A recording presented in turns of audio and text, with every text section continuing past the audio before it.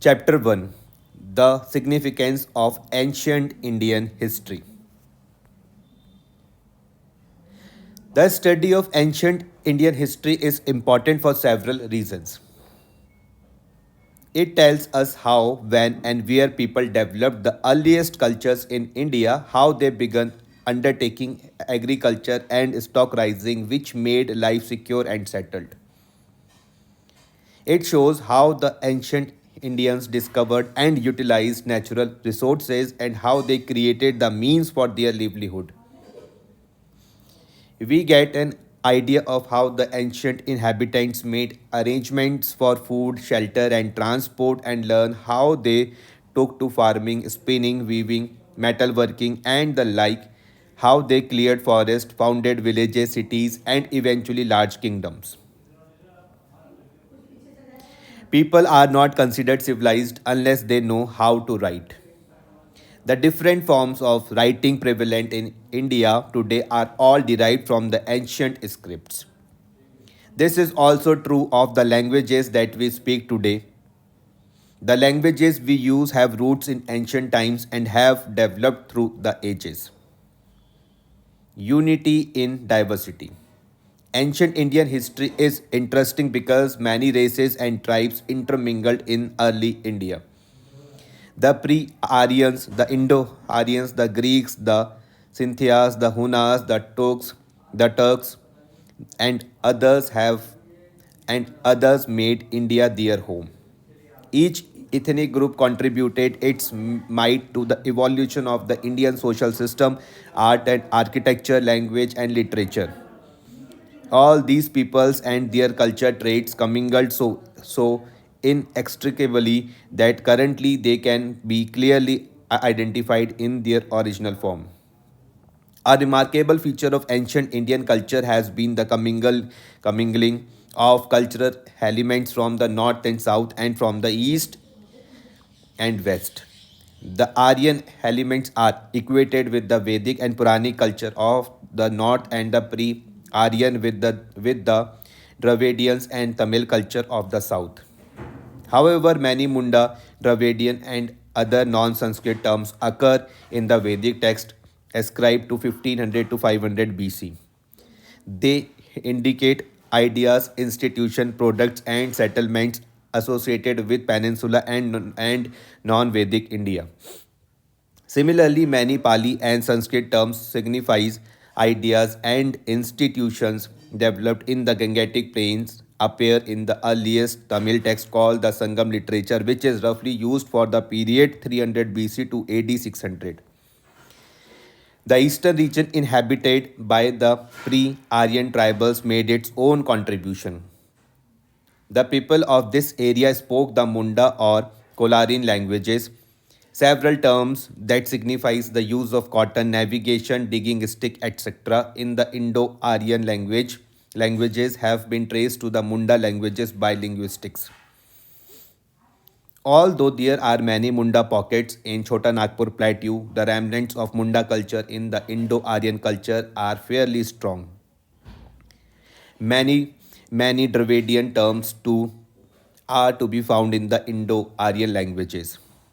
It is held that changes in the phonetics and vocabulary of the Vedic language can be explained as much on the basis of the Dravidian influence as that of the Munda. India has since ancient times been a land of several religions. Ancient India saw the birth of Brahminism or Hinduism, Jainism, and Buddhism, but all these cultures and religions intermingled and interacted. Thus, though Indians speak different languages, practice different religions, and observe different social customs, they follow certain common style of life. Our country shows a deep underlying unity despite great diversity. The ancient is true for unity. The Indian subcontinent was geographically well defined and its geographical unity was supplemented by cultural integration. Though there existed many states, languages, cultures, and communities, gradually people developed territorial identity. The states or territorial units called Janpadas were named after different tribes. However, the country as a whole came to be named Aryavarta after the dominant culture community called the Aryans. Aryavarta denoted northern and central India and extended from the eastern to the western sea coast. The other name by which India was better known was Bharatvarsh or the land of the Bharatas. Bharata, in the sense of tribe or family, figures in the Rig Veda and Mahabharata. But the name Bharatvarsh occurs in the Mahabharata and post Gupta Sanskrit text.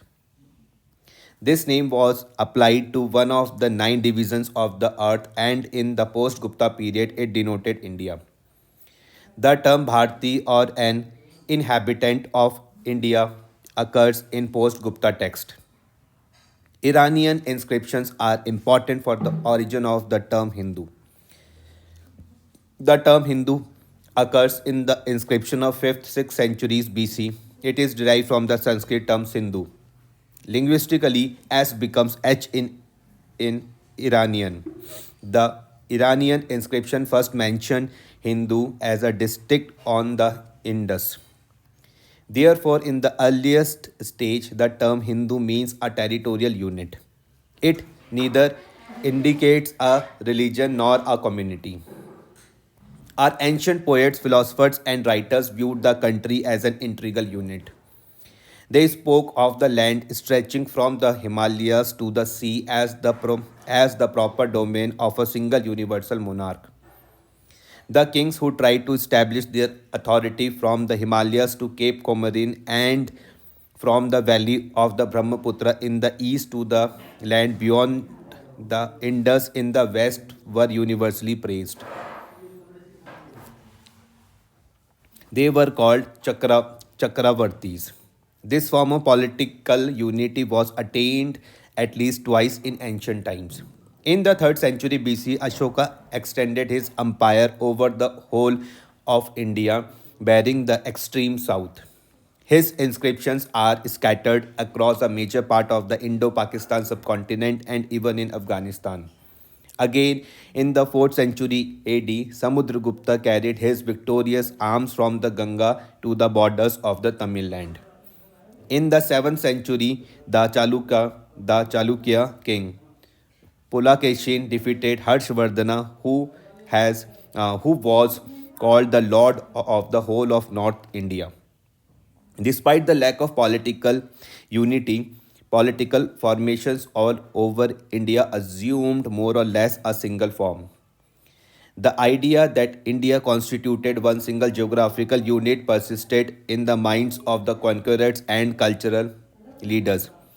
The unity of India was also recognized by foreigners. They first came into contact with the people living on the Sindhu or the Indus, and so they named the entire country after this river.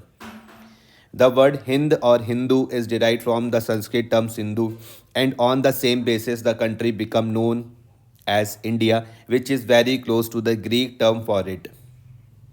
India came to be called Hind in the Persian and Arabic languages. In post Kushan times, the Iranian rulers conquered the Sindh area and named it Hindustan. We find continuing efforts to establish linguistic and cultural unity in India. In the 3rd century BC, Prakrit served as the lingua franca across the major part of India. Ashoka's inscriptions were inscribed in the Prakrit language, mainly in Brahmi script. Later, Sanskrit acquired the same position and served as the state language in the remotest parts of India. This process was conspicuous during the Gupta period in the 4th century. Although India witnessed the rise of numerous small states during the post Gupta period, the official documents were written in Sanskrit. Another notable fact is that the ancient epics, the Ramayana and the Mahabharata, were studied with the same zeal and devotion in the land of the Tamils as in the intellectual circles of Banaras and Takshila. Originally composed in Sanskrit, various versions of these epics were produced in different local languages. However, whatever the form in which Indian culture values and ideas were expressed, the substance remained largely the same throughout India. Indian history is especially worthy of our attention because of a peculiar type of social system which developed in India.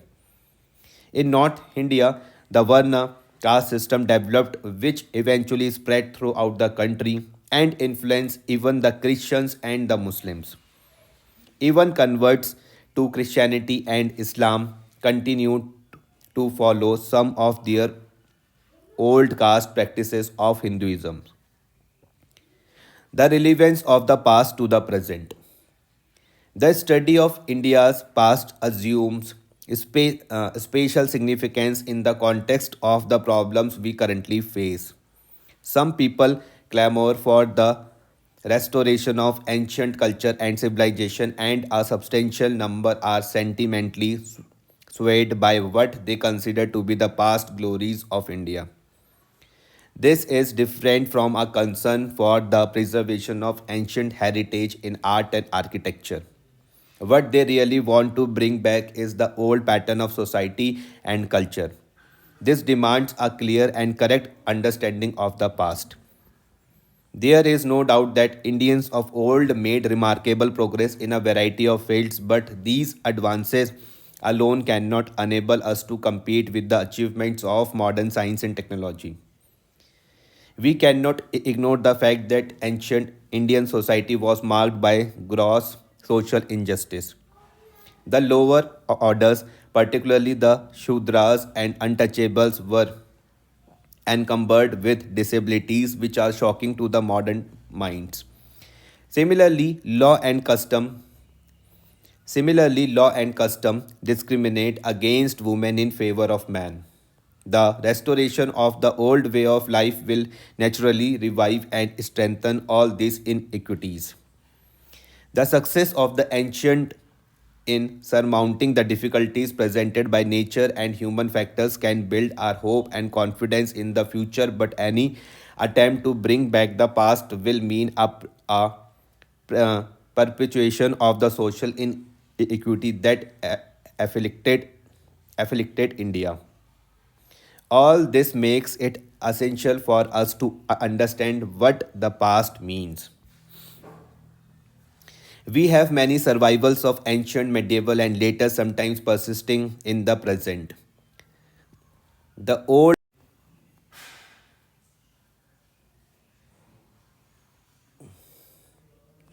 we have many survivals of ancient, medieval, and later times persisting in the present. The old norms, values, social customs, and ritualistic practices are so deeply ingrained in the minds of the people that they cannot easily themselves get rid of them. Unfortunately, these survivors inhibit the development of the individual and the country and were deliberately fostered in colonial times. India cannot develop rapidly unless such vestiges of the past are eradicated from its society. The caste system and sectarism hinder the democratic integration and development of India. Caste barriers and prejudice do not allow even educated individuals to appreciate the dignity of manual labor and hamper our unification for a common cause. Through women have been enfranchised, their age-old social subordination prevents them from playing their due role in society, and this is true too of the lower orders of society. Studying the ancient past helps us to deeply examine the roots of these prejudices and discover the cause that sustain the caste system, subordinate women, and promote narrow religious sectarianism. The study of ancient Indian history is therefore relevant not only to those who want to understand the true nature of the past, but also to those who seek to understand the nature of the obstacles that hamper India's progress as a nation. Chronology 1500 to 500 BC. Dravidian and non-Sanskrit terms founded in Vedic text. 300 BC to 600 AD Sangam literature. 3rd century BC Prakrit as the lingua franca, and 4th century onward Sanskrit as the state language. Thank you.